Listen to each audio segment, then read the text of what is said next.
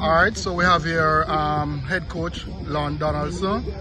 Will tell us about last night's game and also plans going forward with the other two games.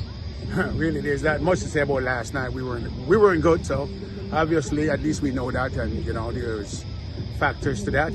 Coaches, myself, I didn't do a good job organizing the players and getting after it first game, but it's a 3-game tournament.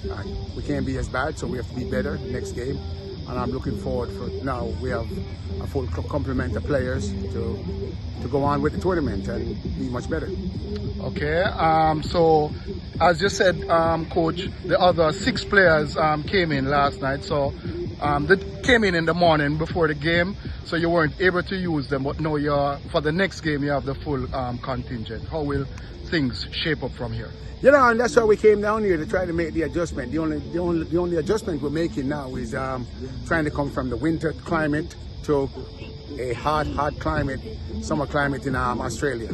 When we get to the World Cup, it's going to be the reverse. So this gives us an indication of what to expect and whatever. We played Spain. Spain was very good. We were no good, to say the least. But again, we will make those adjustments, and hopefully now the next game will be much better.